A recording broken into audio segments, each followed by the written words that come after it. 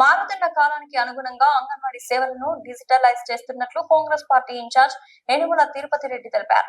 వికారాబాద్ జిల్లా కొడంగల్, దౌలతాబాద్, బోరంపేట, దుద్యాల మండలాల అంగన్వాడీ టీచర్లకు స్మార్ట్ ఫోన్లు 220 శుక్రవారం కడా కార్యాలయంలో అందించారు. ఈ కార్యక్రమంలో Kada special officer Venkatareddy, municipal chairman Nandaram Prashanth, జిల్లా గ్రంథాలయ చైర్మన్ రాజేష్ రెడ్డి, వ్యవసాయ మార్కెట్ చైర్మన్ అంబయ్య, జిల్లా PWO Krishnaveni, CDPO Kantharao, Kodangal incharge CDPO Nirmala తదితరులు పాల్గొన్నారు.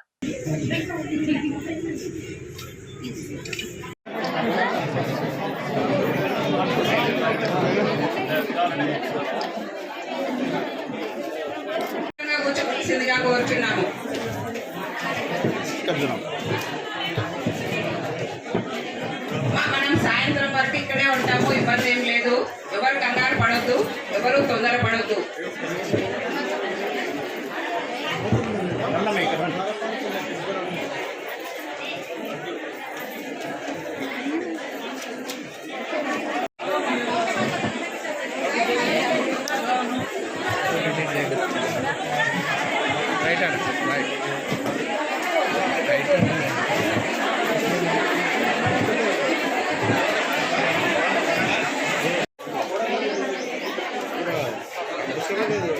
నెక్స్ట్ దౌలతాబాద్ వాళ్ళు టీచర్లంతా కొంచెం ముందుకు రావాల్సిందిగా కోరుచున్నాము. దౌలతాబాద్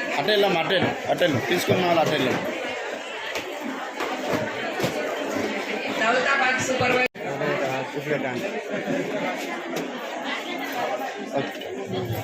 కొడంగల్ తర్వాత నెక్స్ట్ మండల సూపర్వైజర్ వచ్చేయండి.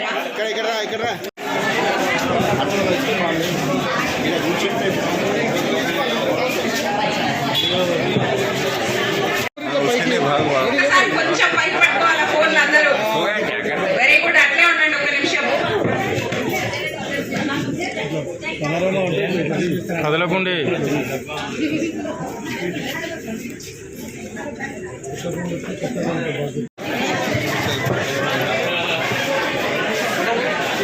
స్మార్ట్ ఫోన్ డిస్ట్రిబ్యూషన్ కార్యక్రమానికి ఇచ్చేసినటువంటి అంగన్వాడీ టీచర్లందరికీ మరియు అధికారులకు, కడా వెంకటరెడ్డి గారికి మరియు సర్పంచ్లకు, కార్యకర్తలందరికీ నా యొక్క ధన్యవాదాలు.